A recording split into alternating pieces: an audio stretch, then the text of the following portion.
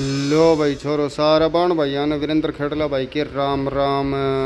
और आज तो भाई आप भी देहरादून पूछेड़ा। हाँ देहरादून गया। देहरादून में किस तरह के देखो और के नहीं देखो सारी बात बताऊंगा भाई। एक बार दिन का डल मार लिया आज सुबह भाई उठ हाट के नहावा धोई करके ना अपने पास फोन आ गया और एक फोन पे भाई चाल पड़ा पर देहरादून का खतर। और भाई देहरादून जाना था, देहरादून में थोड़ा काम था, देहरादून का भी नज़ारा दिखावांगे। और फिर भाई पहुंच लिया पर लुहारू। लुहारू भाई रेलवे स्टेशन पर पहुंचा। रेलवे स्टेशन पर भाई अपनी ट्रेन खड़ी थी। ट्रेन भाई चाल बिल्कुल नहीं रही थी, ट्रेन का स्टॉपेज था भाई लंबा। और मैं भी भाई बैठ के ना अपने रेलवे स्टेशन पे और भाई वीडियो वगैरह बनाने लग जाता हूँ, थोड़ा एंजॉय करने लग। और देखते हैं भाई अपने तो इस एरिया में बारिश हो रही थी। बारिश के अंदर भाई ठंडा ठंडा मौसम हो रहा था। ट्रेन चाल पड़ी भाई अपनी ट्रेन पहुंच ली थी रेवाड़ी। रेवाड़ी शहर के अंदर ट्रेन पहुंची भाई। रेवाड़ी जंक्शन पे जैसे ही उतरे तो भाई पीछे बहुत घनी मोटरसाइकिल खड़ी थी। बेरा नया मोटरसाइकिल कितना है, इतनी बाइक खड़ी थी भाई।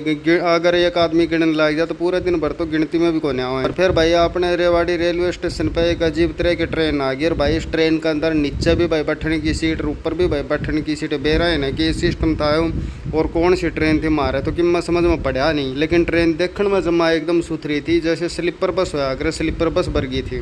और भाई रेवाड़ी तो भाई बैठ लिया ट्रेन के अंदर। रेवाड़ी तक ट्रेन में बैठ के भाई दिल्ली पहुंच गया। फिर भाई दिल्ली तक अपने जाना था दिल्ली जंक्शन के ऊपर, नई दिल्ली जंक्शन के ऊपर जाना था। और फिर भाई अपना नई दिल्ली जंक्शन के ऊपर आए तो एक नंबर का बहुत घनी दूर तक भाई जाम लाग रहा था। जाम में भी भाई कई आड़ते फंसे रहे भाई, बिल्कुल भी लिकड़न की जगह नहीं मिली। और फिर भाई उतर लिया अपने टेम्पो में। टेम्पो में तो उतर के ना भाई जा लिया रेलवे जंक्शन को। और भाई जैसे ही दिल्ली रेलवे जंक्शन के ऊपर गए तो फिर भाई उठे भी यो हाल था भाई। गाड़ियां की लाइन लाग रही थी दूर दूर तक। और भाई गाड़ियां खड़ी दिख रही थी भाई। आने वाले ट्रैफिक भी बिकी में ज्यादा था। और फिर भाई दिख गया अपन अपने राजस्थान की संस्कृति का यो कुछ चित्र सा उरे दिखा रखा था। ये एक बात तो कहनी पड़ेगी, देखो चाहे दिल्ली हो, गुजरात हो, मुंबई, महाराष्ट्र कितने भी चला जाओ, लेकिन राजस्थान की जो संस्कृति है वह तो एक अलग ही चल गया है। और फिर भाई बैठ के ट्रेन में अपने चल देते हैं भाई। दिल्ली से रवाना हो लेते हैं देहरादून के लिए। और भाई जैसे ही देहरादून के एरिया में जैसे ही घुसते हैं और घुसने के बाद में भाई देखते हैं भाई एक नंबर की तो हरियाली थी भाई। हर जगह पे पानी चल रहा था, कितने नदी बह रही थी, कितने नाला चल रहा था, कितने नहर चल रही थी।